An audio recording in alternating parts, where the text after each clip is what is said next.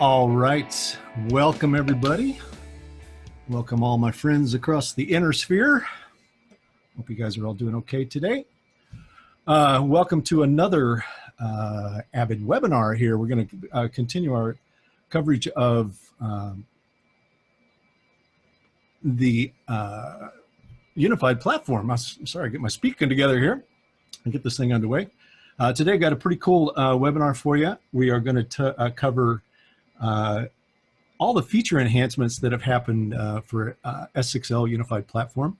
As you guys may or may not know, we have a new software release that just dropped, version 6.3, so we're definitely going to spend some time on that.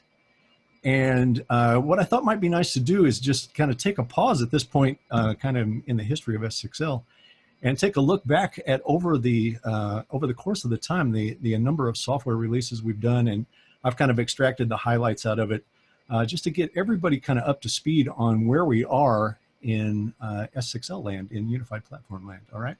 So without further ado, let's get to it here, because there's quite a bit to cover. So we're going to look at the timeline. Obviously, the S6L console and the Unified Platform started very late in 2016. Might as well call it 2017 for all intents and purposes. And since that time, we've had just a steady stream of really meaty, beefy software releases through that time. I just tell you, as I sit here, I've worked for Avid for a long time now. I've been involved in all the live sound products going up, since the beginning, and I have never seen this much focus and energy put into software releases for a product line at Avid. It's really a startling thing, and I hope you have some appreciation for it by the time we end today, because I got to tip my hat to the software guys at Avid right now. They are just firing on all cylinders and just putting out some amazing releases in very short order over time. And I hope you agree with me. By the end of this, has really been a kind of a startling run up here. Okay, so let's get on with it. Actually, I'll just take you through those. So we started in 5.0. We're all the way out to 6.3. You might notice some skips in there. Usually when we go from something like 5.7 up to 6.0, that's because we actually have a major hardware release that goes with it, and we'll start a new dot release at that point. Okay, so but yeah, as you can see, there's a lot of stuff in this over the course of 3 years. I mean, it's an impressive amount of work. All right, so here we go. Let's get on with it. Obviously, when we do software releases, as we discussed last week, or last webinar, I should say, it really plays into this whole unified platform approach. And, the beautiful thing is you can stay so focused on just developing one core element of software and yet improve and enhance all of the products in the unified platform line, right? That's the big money play here. I mean, that's where everything is really, really firing on all cylinders again, where we do these releases and all the products get improved as a result of it. So that's what we want to kind of keep in mind today as we go forward as well. All right, so let's start with VENUE software version 6.3. Like I said, this just recently released. Probably one of the major portions of this software release, even though there are a few, is that we now have full qualification and support for Luminex AVB network switches.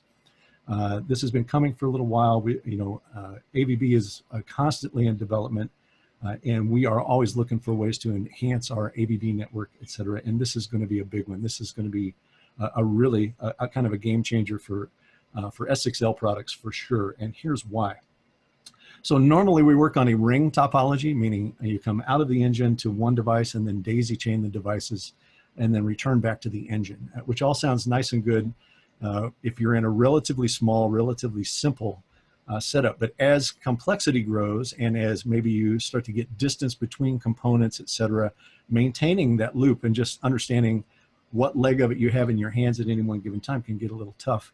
Especially if there's long distances between some of the components. So we've always kind of been working toward this idea of, well, ideally we want to get to a star network, right? A star point network where there's just a single connection of each device back to a centrally located switch, right? And we are going to be able to do that with Luminex.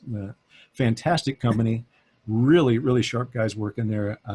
They have just got an incredible product, or an incredible line of network switch products out in the world.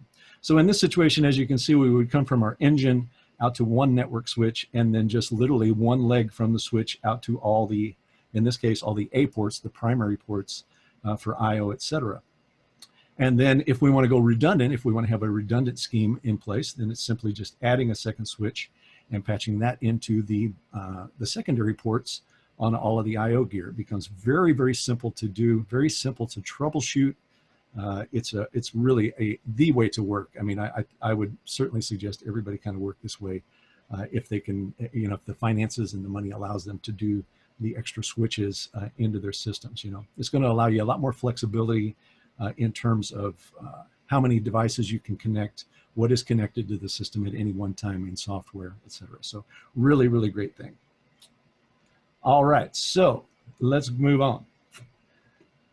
Product hardening update. Now, this is kind of an interesting thing. And these kind of things happen over a period of time after a new product comes to market.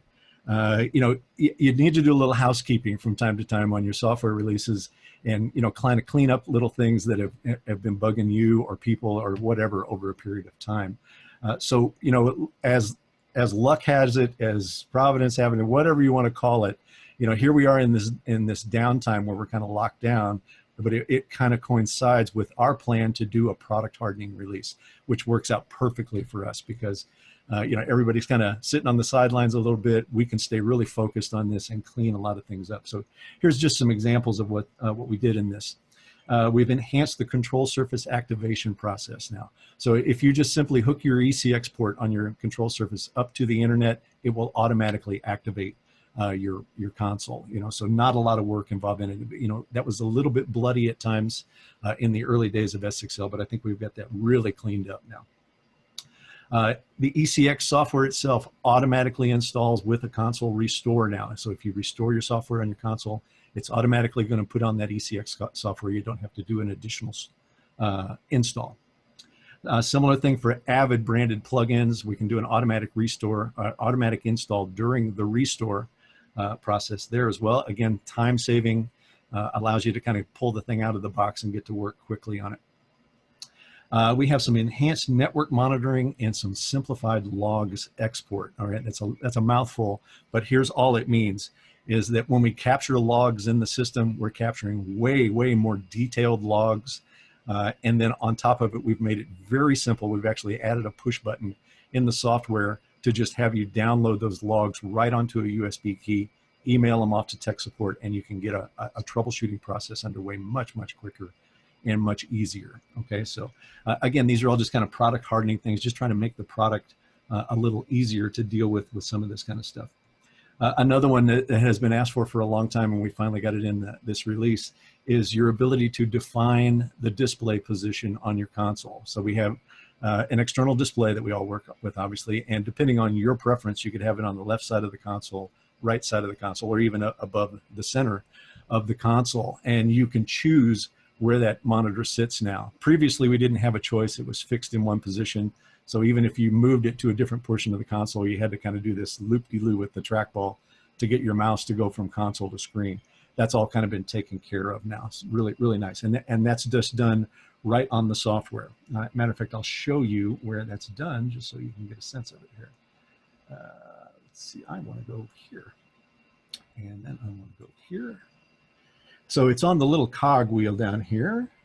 And if we go to general, you'll notice that you can choose your monitor position, whether it's on the left side, right side, or above the console. For me today, it's above the console, okay?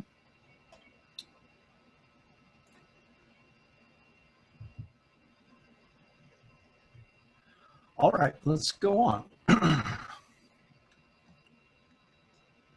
Immersive plugin support. So this is our first release that has officially supported plugins. We support immersive plugins, I should say.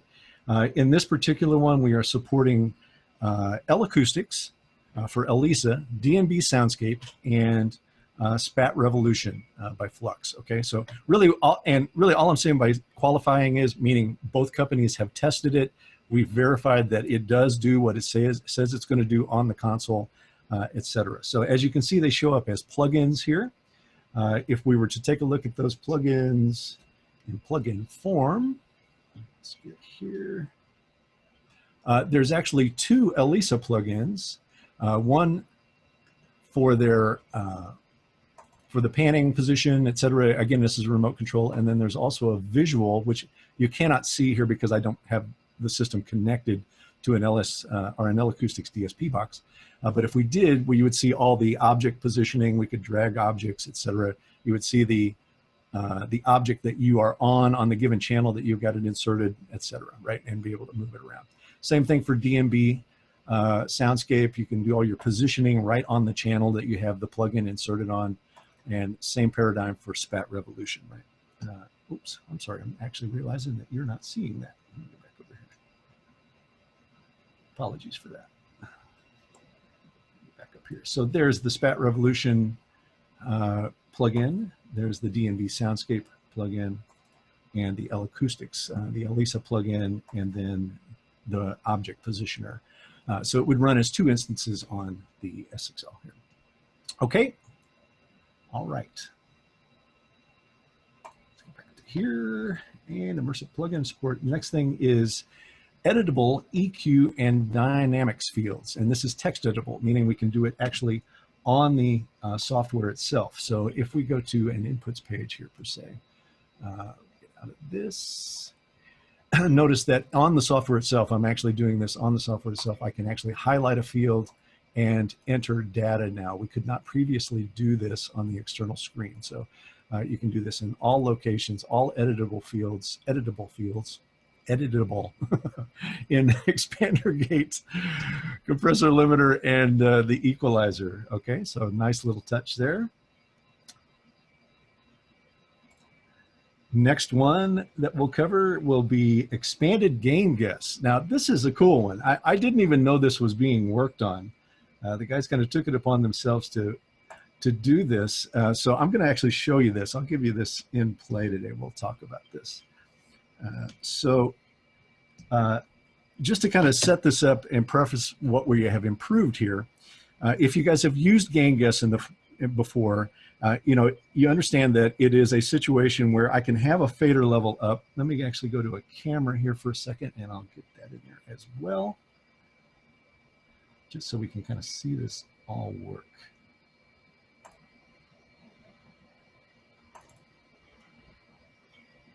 So let's go kind of here-ish. Let's go here. All right, so I've got a fader here. I hope you can see that fader there. So let's say I'm in a situation where I've got my fader in play, but I've set my gain too low. You can see I've set my input gain too low, but I'm actually operating this fader. We're live in the show right now. Well, if I gain guess, normally what will happen is it will move that fader down by the amount of gain it's going to add to the preamp. So as you can see right there, I've added gain to the preamp using gain guess, but it's moved the fader down by the same amount.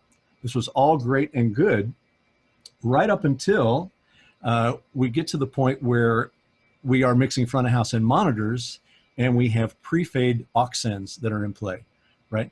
Obviously, when all that preamp gain got added, if I had a pre-fade aux in play, it was just going to automatically add all that gain to that auxiliary and not make any adjustment on it. So that's what they've taken care of now. They've actually made this where if I do a gain guess and I've got an auxiliary sitting in pre, it's going to adjust that auxiliary as well. So I'll show you that here. So let's get this auxiliary up. You can see right over here in number 32, I've got the auxiliary up. I've got my fader up here. And now I'm going to gain guess that. And what we should see is both of those, the fader and the auxiliary knob, adjust. So I'm going to gain guess it. And boom, there you go. So we've made that big gain shift now at the preamp level, but yet nobody's the wiser other than you, right? You saw your fader come down, that knob came down, that essentially that fader in the auxiliary came down as well, but the artist didn't know anything about it because the gain, it was just a trade for gain there. Now you want to work yourself back into a higher resolution portion on the fader, whatever it takes to do that in terms of getting your gain structure sorted out, right? So a really handy little thing that they've taken care of here. It's going to save people making some mistakes with it. It's going to be really great. All right. Really applaud them for doing that one. That was really great. All right, this is another little, just a nice one to keep people, you know, trying to help them get through their processes a little quicker and not have to do so much button pushing. This is one that's called Snapshot List enables timecode view when chase is enabled. So again, I'm going to go back to our software here, and I'm going to go to snapshots. So as you notice in the snapshots window here, there are no timecode indicators. Normally, previously we would have had to go in and turn those timecode indicators on for the snapshots if we were going to chase timecode. But now it does that automatically. So I'm going to go to timecode and turn on the read function. And now when we go back to snapshots, you can see all the timecode visibility is there for all of the snapshots, right? So again, just trying to clean things up a little bit, make it a little more fluid for people. So good stuff there.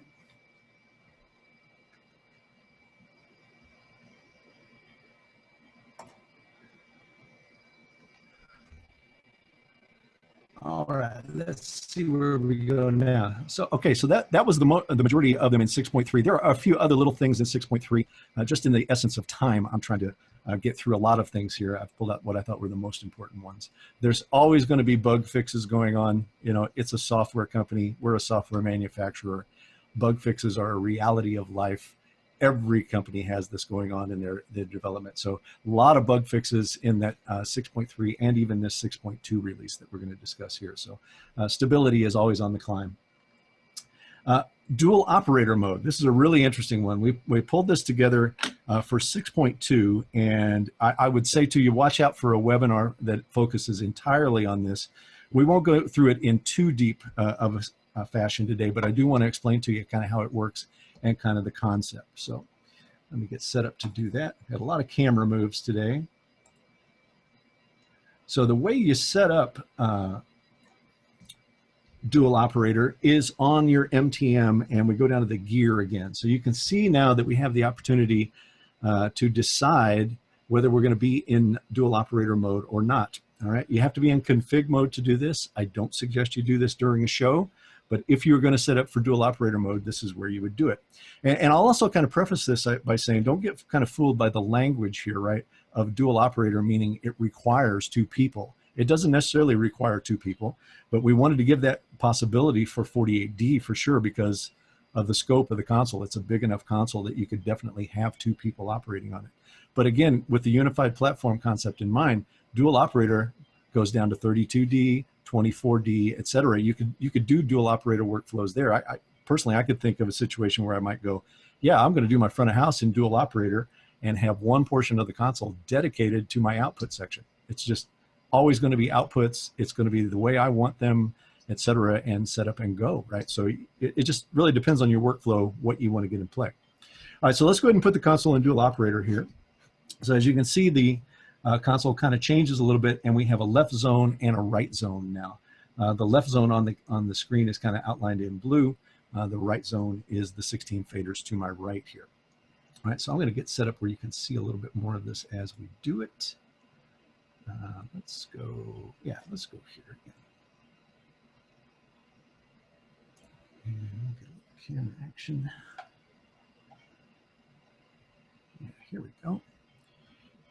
So what is going to happen in dual operator? Actually, I'll stay out here for a second. Well, I'll go in dual operator is this. If you notice down here, once we switch to dual operator, you have another choice in the right-hand garage here, and it's called dual operator. So once we do that, I'm going to click on that dual operator. Notice that the display changes now. And if I won't be able to see this totally here. I've got a camera blocking it, but I'll do my best with it here. So on the left-hand side of this garage now are all the choices that you have for this side of the garage as well, right? So if you divide this down the middle, this is for the guy that is on the left, and this is for the guy on the right.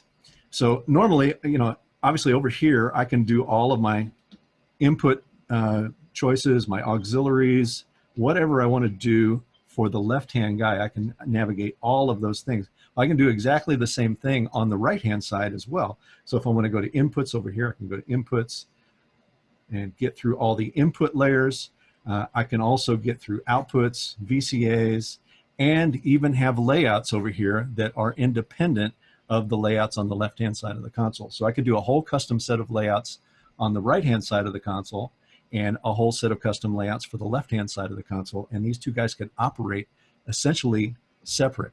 And you know, if you had your inputs well divided up, remember we have 2 monitor buses on S6L and 2 headphone outputs on S6L. So you could say, okay, well, left guy, all of your inputs are going to be soloed on monitor A, and it's going to come out this output on your console. And guy on the right, all of your monitor bus is going to be on monitor solo B, and it's going to come out of these headphones on the right-hand side of the console, right? So you could really separate those 2 workflows if you wanted to do it. Okay. So I hope that makes sense to everybody. Like I said, watch for a webinar that is going to focus solely on dual operator some point in the pretty near future here, okay? I'm going to take us back out of dual operator here. And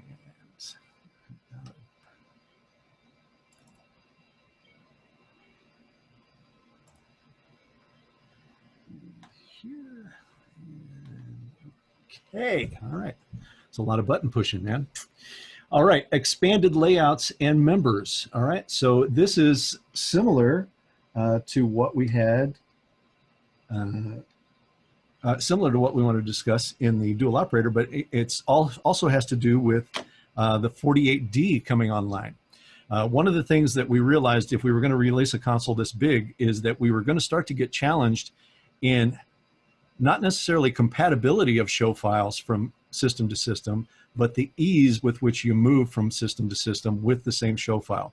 For instance, if on one system you had 24 faders and had built all your layouts for that, well, when you move down to 16 faders, you've got to decide how you handle that layout transition. You've got to decide what you are not going to have available for that layout. So we started to kind of see this come up in a few areas and decided to really just kind of wash this all away by one simple, easy move, and that is just release the 48D and then give everybody 48 mute groups, 48 VCAs, 48 layouts, just make everything 48, and then it's just a matter of navigating it on the smaller consoles. And it's worked out just beautifully. I love that we did this.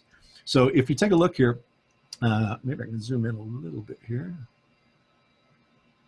So expanded layouts and members, if we go to layouts here, you can see that I have 1 through 24, but this now goes all the way out to 48, right? I can get all the way out to 48 layouts available to every system that we put out there. Okay, really good stuff. And then expanded VCAs and mute groups. So if we go over here and we go mute groups, notice I've got 1 through 12, 13 through 24, 25 through 36, all the way out to 48 mute groups, right? 48 full mute groups. I mean, that's incredible to be able to have that there. And in terms of VCAs, similar kind of deal, right? We now have 48 VCA masters available to all consoles in the S6L line. Doesn't matter whether you're on a 16 fader console or you're on a 48 fader console, you have 48 VCAs at your disposal, okay? MLM Assignable Encoder. This is kind of cool. Let me get out of our thing here.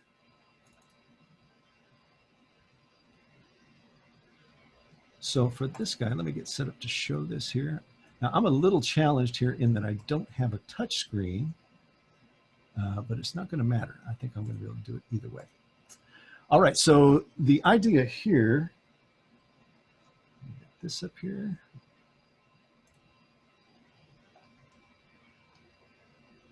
Is that we have this encoder in our center section, right? And this has been kind of dark overall since the console releases. It was an assignable encoder. Well, we have that now live, the assignability of that live now. And the way you do it is just by touching any encoder on the big screen that is off the console, right? The external screen. I don't have a touch screen today, so I'm just going to use trackball and mouse to do it. So if you can kind of see here, it's kind of hard to read on your screen probably, but this says GDemo aux. This is that auxiliary that I had for the game guest demo. But I'm going to go through and start just clicking on some controls, and you can see I've clicked on gain now, and now this is that channel's input gain. I go to another one. Okay, now this encoder is the high pass filter, or low pass filter, excuse me. So I can go get any control and put it on there. Even if I've got auxiliaries here, you know, if I wanted to just have maybe my lead singer's aux there, then I just go click on it. And now that aux is there until I change it, right? There's nothing that will change that other than you going in and reassigning it. So it's like a dedicated encoder that controls it for as long as you want, and can be any knob control on the console. All right, so good stuff there. Let's see where we go from there. CKM vertical mode. Okay, yeah, this is kind of cool one too. Let's get here. All right, got to go to a different camera here. There we go.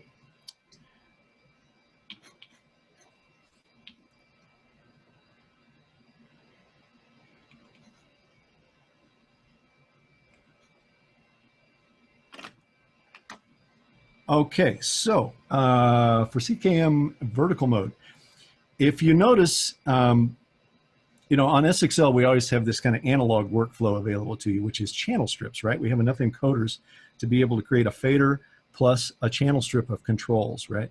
Meaning for this is all my input controls: gain, low pass filter, high pass filter, and pan, right?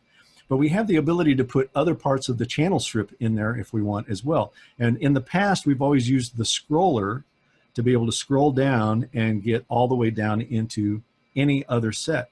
But we've got kind of bypassed that option now, or giving you a shortcut to that option now, just by allowing you to click I think it's a double click on each one of the processing choices, right?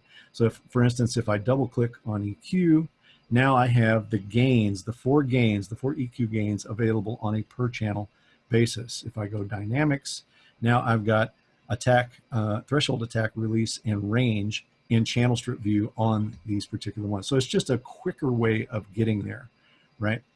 So here's aux 1, 2, 3, and 4 available to us on each one of those strips, okay? Really nice little feature to be able to do that. It makes the console operate so much faster. I mean, when you're working in those vertical modes, they're so good.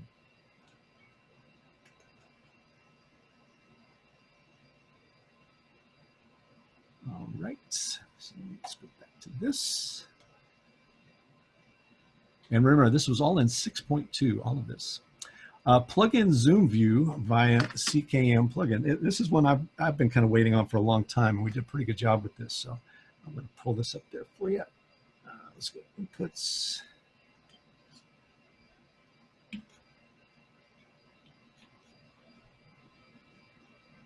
All right, so let me get to camera. This guy. All right, so I have an input here.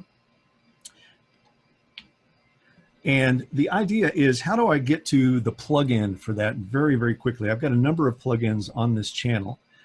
How do I get to the plugin for it very quickly? Normally, you would have to navigate to the plugins page, find the plugin, double click on it to engage it and get it up where you could see it if you were going to work on it and edit it. But we've kind of changed that process now. So if you select the channel and then just double tap the plugins button here, it will take you immediately to that plugin, the last plugin zoomed. So it's a very, very quick way to get visibility on the plugin that you need to get to. And obviously, once you do that, sorry, I got to turn my camera back on here, one sec. Once you're there, you can also just use the encoders to choose other plugins, right? Okay, there we go. Thanks. Sorry about that. Just had to get. I got some cameras that automatically shut off after a period of time. Got to get them shut back on or turn back on. All right, so that's plugin zoom view for the CKM plugin. Really cool thing there. Help you speed you along when you're working. Enhanced event triggers and actions. And for anybody that's been working on the console for a little while, you will recognize this, these events that we have going on now in the console. This has been around for quite a long time in S6L, but we've really, really enhanced this. I'll give Ryan John, I'll give him a shout out here. He's done a lot of really incredible work on this feature on the console to get this up and going. And once you get your head around what events can do for you, you're just going to be in love with this. You can do so many things on it. So just to give you, again, we could probably spend 2 or 3 webinars on events, but just to give you some sense of what is possible here, I'm just going to create a new event. As you see, I'll just leave it untitled. And the idea here is that you can take an action on the console. It can be a fader move, it can be a knob turn, it can be a switch, it can be a meter going up to a certain level, and create an action from it. So the list of things that you can create here in terms of triggers has grown exponentially. It's, you know, continuous control events, switch control events, meters, you know, anything, solos, function switches, all of these kind of things. Recall a snapshot and have an action happen on the console. Any of these things can create action.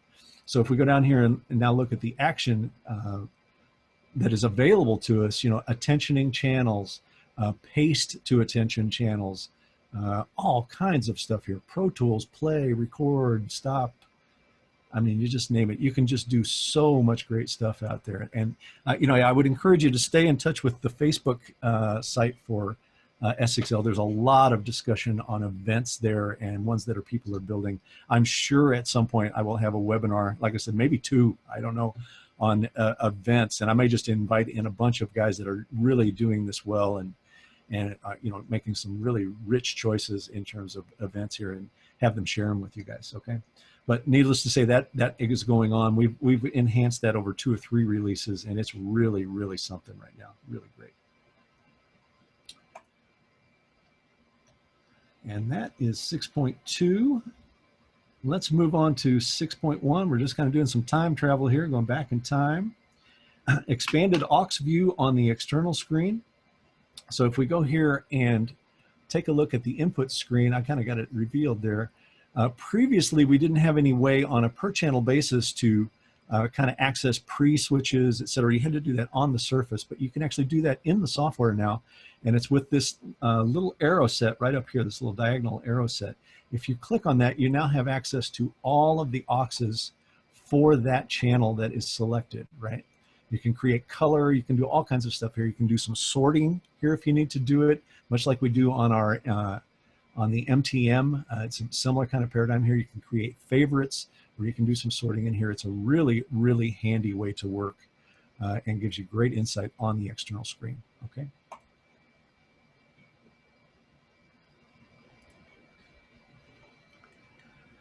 All right, I got to get going here because we're gonna have a lot to cover here. Here's a really important one. This is VCA trims aux sends in sends on fader mode. So I'm going to go back to this guy, I believe, and I'll pull this up here a little bigger so you can see it.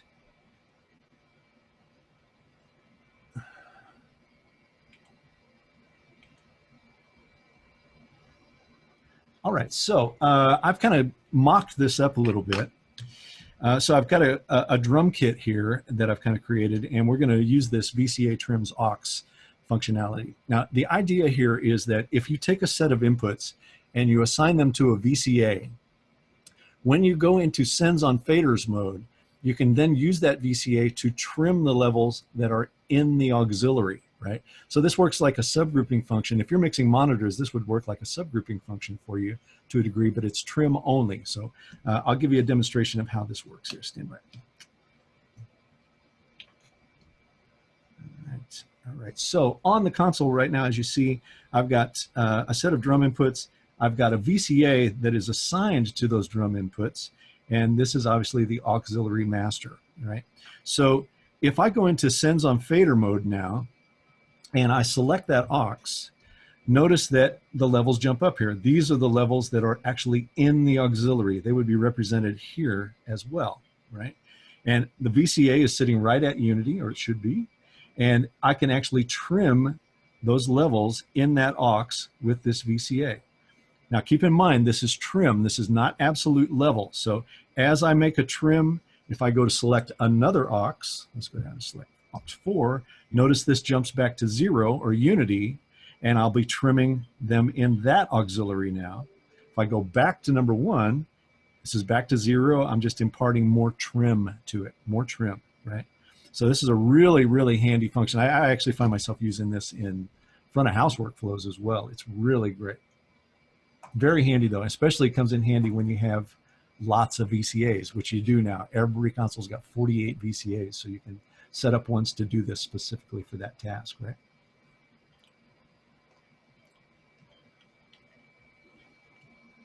Encoder assign mode. This is also another important one, and this one kind of slipped by a lot of people. I'm surprised how many guys I see out there that don't know this is actually in play. Let's see, that sends on fader. Okay, so let me get to the overhead view here, and I'm going to explode this up. Let's do this. That, yes. Okay, so encoder assign. So there's a little button right here called encoder assign. And what this is going to allow you to do is work horizontally now, not vertically, right? So what we want to be able to decide is if I want a row of a set of encoders across each row on the console, how do I program that up and how do I put that in play? Can I customize it? And of course the answer is yes with this feature. So if I go to the encoder assign button and I hold down on it till it flashes, I am in assignment mode now. I'm going to pick what things are going to work left or right on the console. Notice that I have a red flashing encoder row here, and I'm going to pick now from an encoder set anywhere else on the console what is going to be there, and it can be anything. So for instance, if I wanted, I mean, let's pick the obvious choice, right? If I'm in input and I pick pan, well, now pan is going to work all the way across the console. We've moved to another assignment now. Okay, I'm going to go pick my EQ low gain. And then down here, I'm going to pick an auxiliary. I'm going to make that aux 3. And maybe over here, I'll make that bottom one aux 8. All right. So now if I come out of assignment mode, notice that the entire console is those 4 choices moving across the console. It's pan, low frequency gain, aux 3, and aux 5, or aux 8, excuse me. If I want to get out of that mode and get back to my regular mode, I just release encoder assign, and now I'm back to vertical workflows, okay? So horizontal, vertical, really good stuff.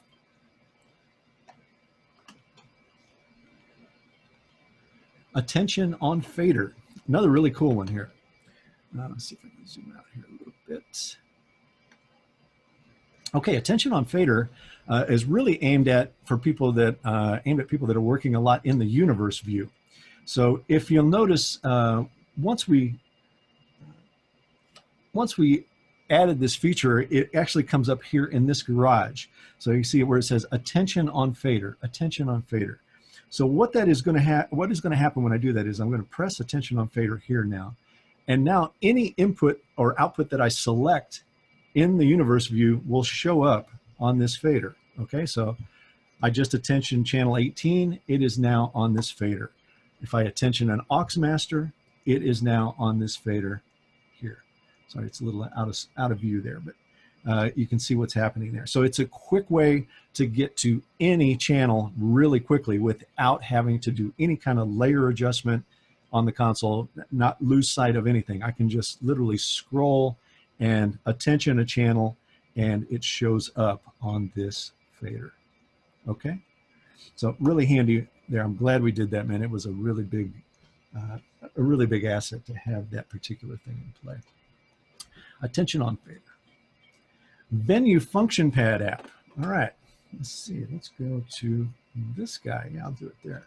So I have a venue function pad here. This is an iOS device, right? So, and it just allows you to have remote control and built-in navigation capabilities on your iPad. And these are copies of the function buttons.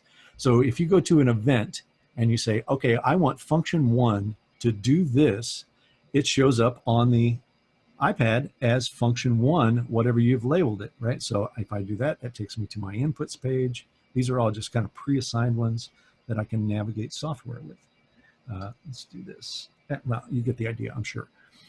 So really, really handy system. This is a really handy thing to have in addition to the dual operator workflow, because you can create all of your navigation on the iPad and not have to worry about working in the center of the console if you don't want to do it.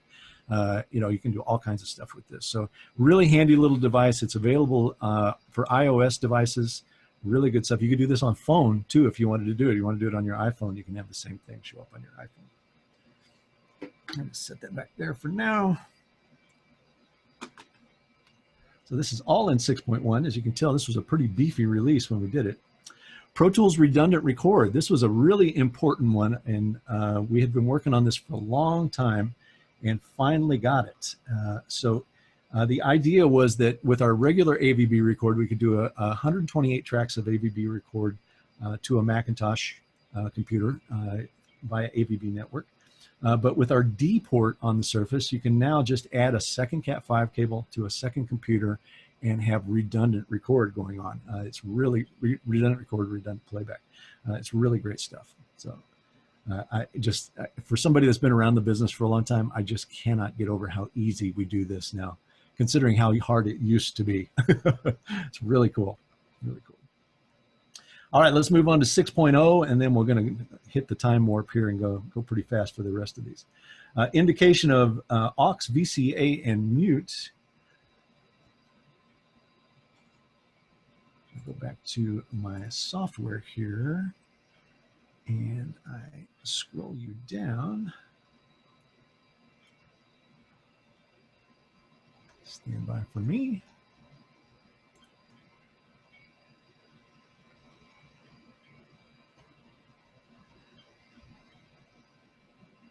I thought I had this ready. Here we go. Oh, here we go.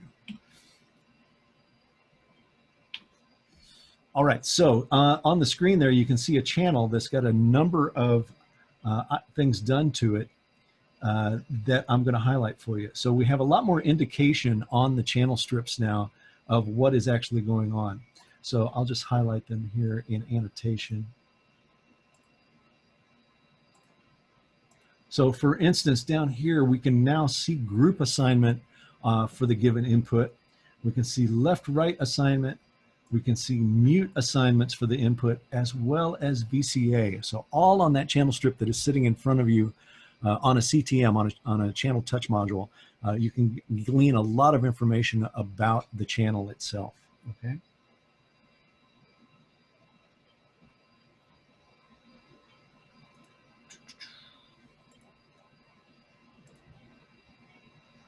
Oops, let me clear those out of there.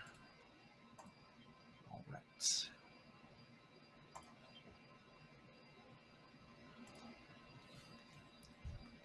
Next one is nameable and manageable mute groups. Again, these are just big convenience issues for a console, a digital console, especially as you start to have more and more and more control, et cetera, and more options. I mean, for having 48 mute groups, honestly, is not much help unless you can label them with some common names. So as you can see, we can do that now, and these all show up in the garage as well. So you can see them there as well. So same thing for VCAs.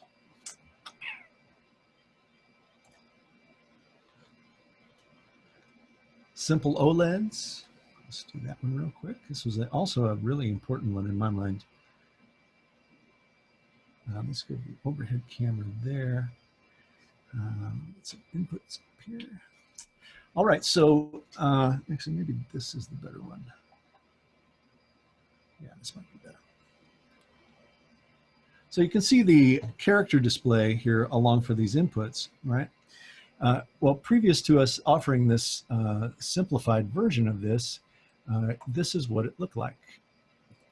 And it was not that it's bad, but it's just busy. So as you can see, it's a lot busier here. I can actually see the processing channel number, the snake number, you know, what channel it's plugged into, et cetera, all kinds of information in that OLED. And as a mixer, you know, it got a little busy looking visually, so we wanted to just give you an option to simplify it at any point.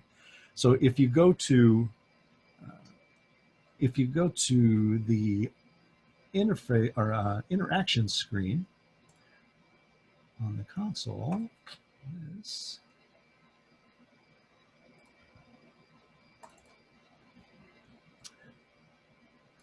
over here for now. So if you go to interaction on console and choose use simple OLEDs, you're going to see that disappear for a second. I'm sorry about that. Goodness. Let me go back over here and do it. All right, so simple OLEDs versus complex OLEDs, right? Man, a whole lot of work for showing a little feature there, but that's an important one. All right. What else have we got here? Import events and snapshots. Yes, another very, very important one. We've been working on this for a host of time. So in the filing area, whoops. Sorry, bear with me, a little operator error here.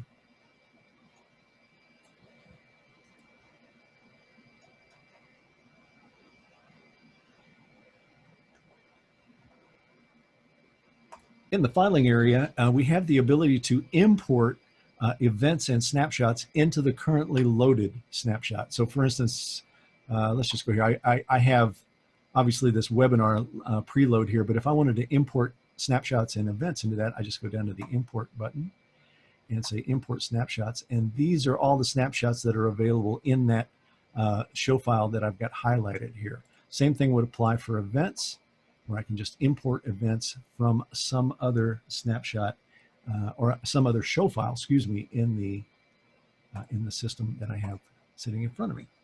Okay.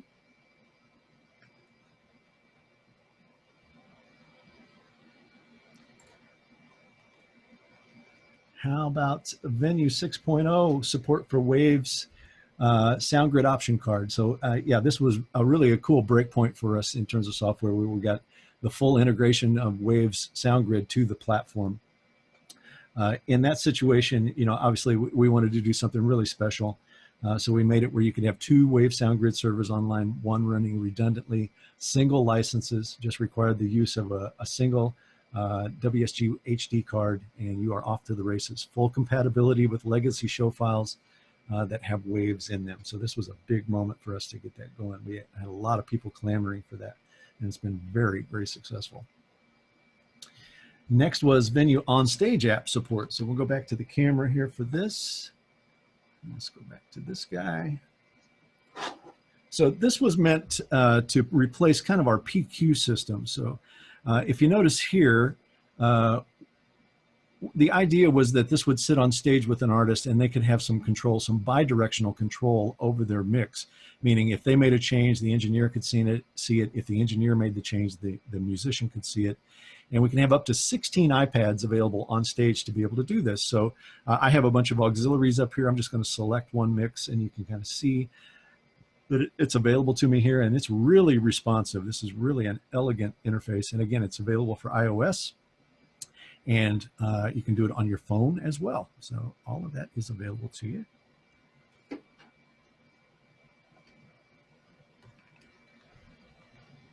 Monitor bus to matrix. This was really just as simple as being able to add the monitor bus to the matrix path so that you could create some communication outputs and some other type of solo situations there. Really good stuff here. I'll just show it to you very quickly. So if we go to a matrix mixer, we can actually drop down and choose monitor A or monitor B as an output, right? That is going to come up into that matrix.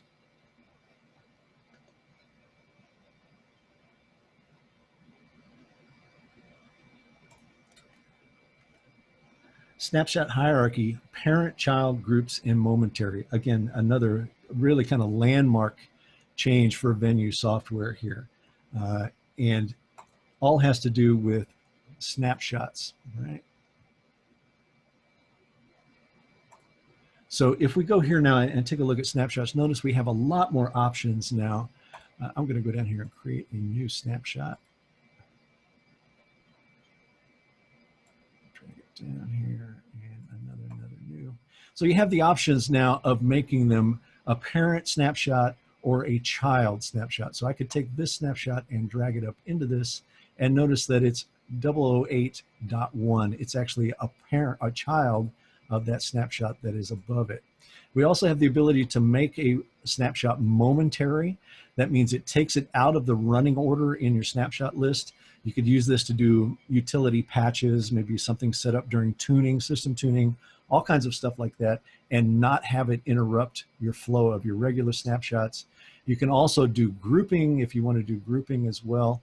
Let me take this back to sequential, and I'll do a couple more here. So for instance, if we were to select a whole range of snapshots here and add them to a group, now they are all part of one group. If I make changes and updates to one snapshot in that group, it's going to update them all automatically. So all kinds of real goodness here in snapshots. This was a really nice improvement for our system, which was already doing really good.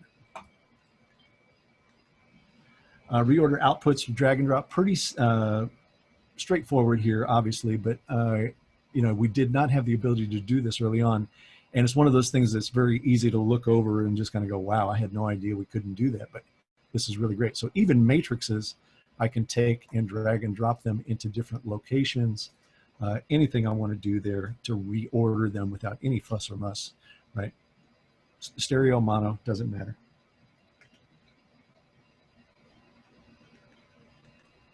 User aux scope, again, this was an improvement to our snapshot system.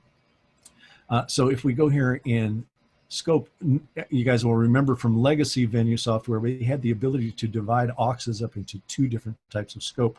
Aux monitors, let me go back over here and get rid of this so you can see it. So you have the ability to designate certain auxiliaries as monitor auxes and certain auxiliaries as effects auxes. Obviously, when we get to 96 auxes, you're going to need a lot more exclusivity than that. So we came up with aux scope. So now you can go to a given channel and say, I want to, I want to scope aux 3 or aux 3 for channel 2, and it will only scope that particular aux knob, right? Where you can have it only available for recall on a given channel, right? So really important stuff there.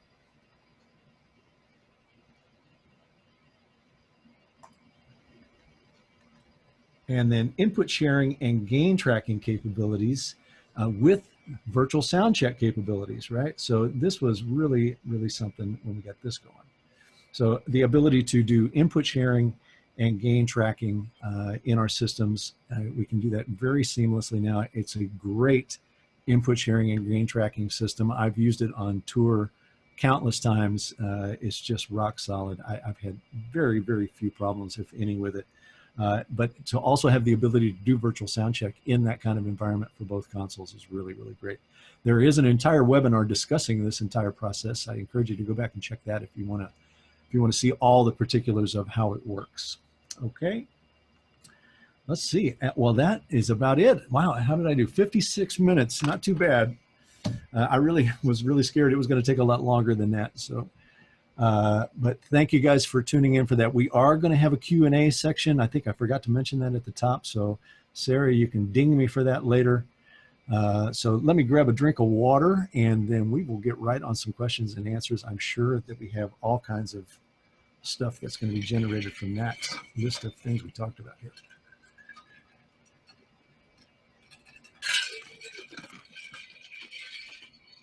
Okay. Let's get down to it. All right, so RE 6.3. Does the new gain guess level stay with the gain when you have programmed the level in a snapshot? If you change that gain and you need to, and you're going to recall a snapshot that has the old gain, you're going to have to update those snapshots into the new gain setting. If you've got preamp set to recall, if you've got a preamp scoped that you've gain guessed, yes, you're going to have to update that snapshot with the new gain setting, no doubt about it. If you don't have pre-scoped in your snapshot, you don't have to worry about it. It's just going to stay there until you do so. I hope that clears it up for you. Is it possible to connect the E6L engine directly with the Luminex on the stage via fiber optic cable? Yeah, I'm still pretty fresh to it. I'm going to feel very confident that there's going to be a fiber option in the Luminex world. I would be very surprised if this is Cat5 only. So I will not say definitively because I'm not 100% sure, but I would be shocked if there's not a fiber option for it. Can two monitor screens be connected? So I'm assuming you're talking about in dual operator. No, that is not the case at the moment. And I would just suggest this to you, and I hope you buy it. Dual operator is just now under development. We've got it to the point where we released the very first version of it. It will develop over time, and as people gravitate to it, if people respond positively to it, we'll continue to develop it and make it more enhanced, just like we do all the other software pieces on it. But no, you couldn't have independent screens there for sure at this point. Is it possible to set the MLM encoder also with .1 steps? I'm going to need some clarification on that, unfortunately, if you can get it. By .1 steps, are you talking about milliseconds, I'm guessing?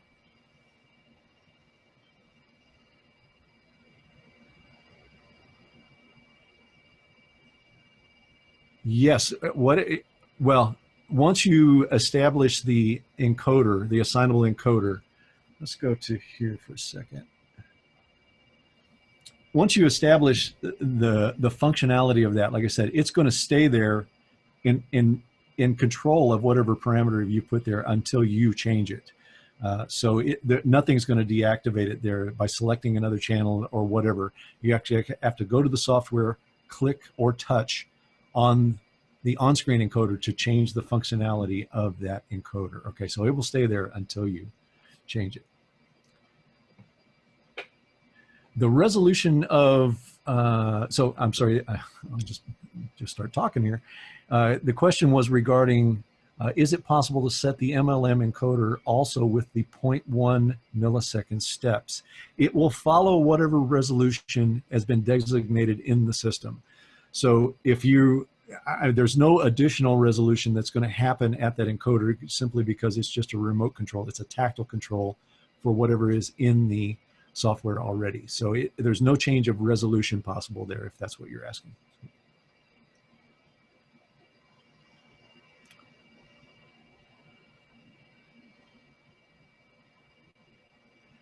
Well, the start point wiring, when using two consoles, do you just add the second engine to the AVB switch as another device?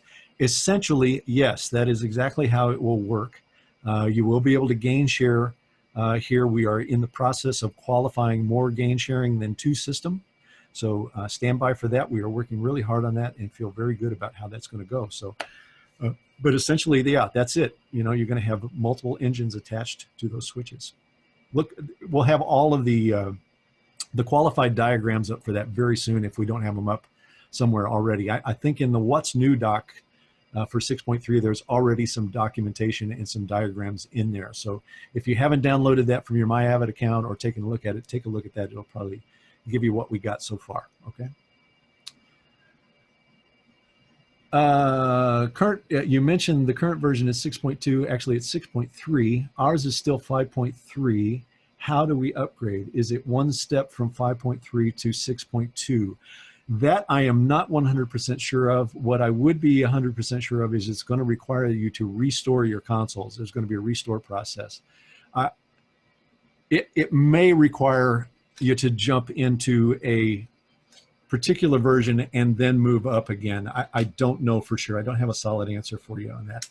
Maybe we'll take your name down and get back to you an email about that. We can ask one of the tech support guys to give you an answer on that one. Can I deactivate the VCA trims? I'm not sure what that means. I'm sorry to say. Can we get some context on that question?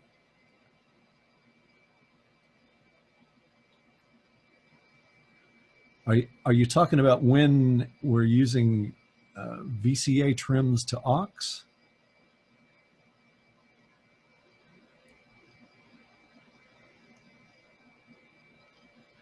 In the 2 operator configuration, I can divide the cards, slots.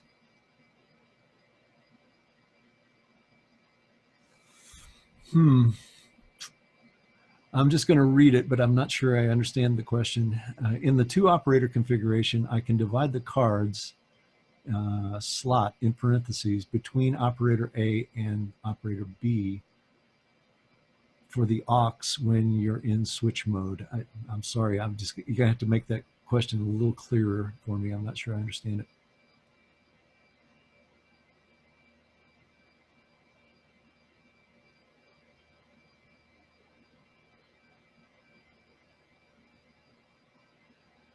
I'm not sure what you mean by deactivate the VCA trims.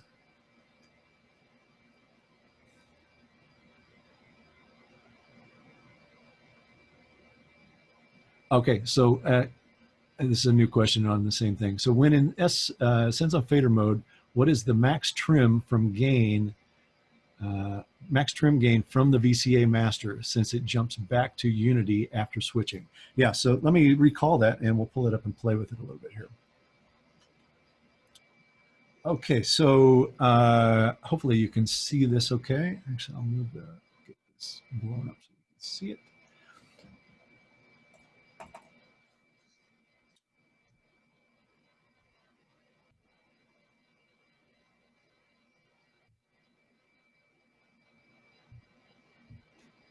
Okay, so as it sits right now, the VCA is going to jump right to 0, and whatever levels that I have in here, it's going to trim to that in a plus or minus fashion.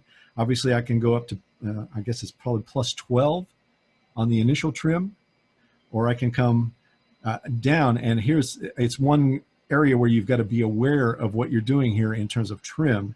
If I turn this all the way down and bottom out the faders, it's going to clear their offsets. So if I do this, now I've cleared the offsets in it, right? So remember, this is not a master fader, it's a trim. So let's get our offsets back in there.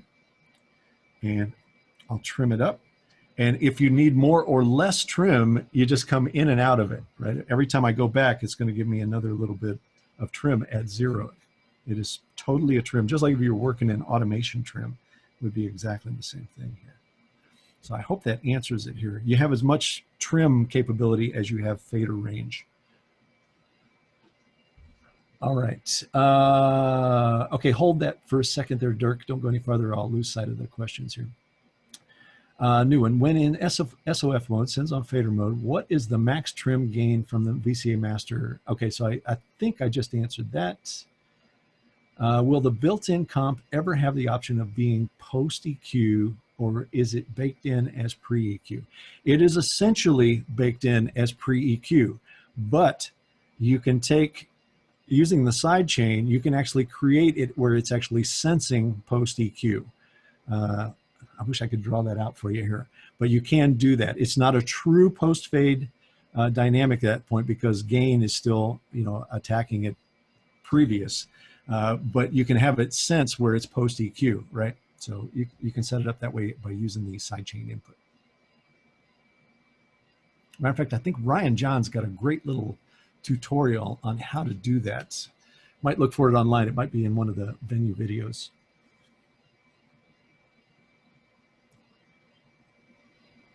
Can I make the VCA stay as a normal VCA when I'm in switch mode? I need to know what you mean by switch mode there, I'm afraid.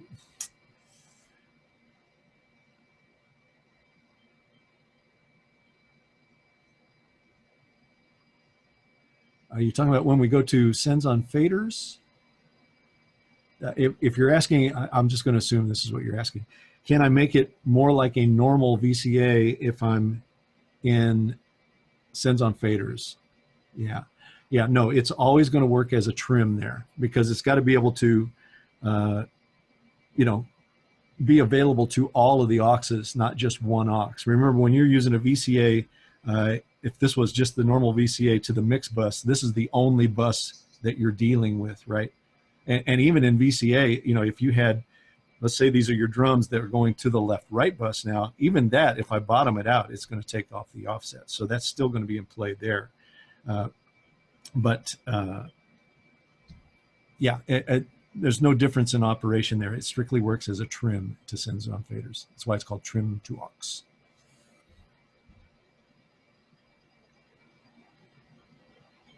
How compatible are show file versions from different software versions? Incredibly, funny enough. I mean, you could probably go all the way back. I may get in trouble for saying this, but I feel pretty confident this is right. You could go all the way back to a show file to I'm going to guess probably 2.5, somewhere along there, and load it on S6L and be able to go to work very quickly. You wouldn't have to change anything. You would just have to make sure it's laid out the way you would want it. But it would work. Now, you can't go backwards. That's probably the biggest challenge. You can't go from S6L back to legacy venue, meaning profile, D-show, etc. But all of those, excuse me, all of those early show files could come right in on S6L. Rob Allen and Chris Lamgrux have done a really good video on that. That's probably on our website somewhere. I encourage you to go check that out. It's really good. And by the way, that includes Waves plugins now that we have the Wave servers have that capability in our systems. So if you had an old show file that had a lot of Waves plugins in it, you can load that on S6L now, and those Waves plugins and their settings will show up in S6L now. Sorry, I got to grab another drink here. What S6L surfaces support dual operator mode? I believe it's everything with a D. So 48D, actually, maybe somebody can correct me on that. Is 24C dual operator? D only, yeah, I thought so. It's so 48D, 32D, and 24D. I'm really looking forward to getting out and trying that under fire. I bet it's going to be really good. All right, what else you got for me, gang? That's it. That's a wrap. All right, thank you for that excellent set of questions. I hope you guys got something out of that. I hope you get some appreciation for how much work has gone into this console and how fast it's developed over 3 years. To get that much software development in 3 years is just really kind of mind-blowing. So guys, thank you for coming. Thank you for showing up. Keep watching for these webinars. We're going to have a whole series of them going on throughout the year now. So keep on coming back. I'll try to keep the information flowing. All right. Thank you, guys. We'll see you throughout the week. If not, I'll see you in a couple of weeks for the next webinar. All right. Take care, guys. We'll see you. Bye-bye.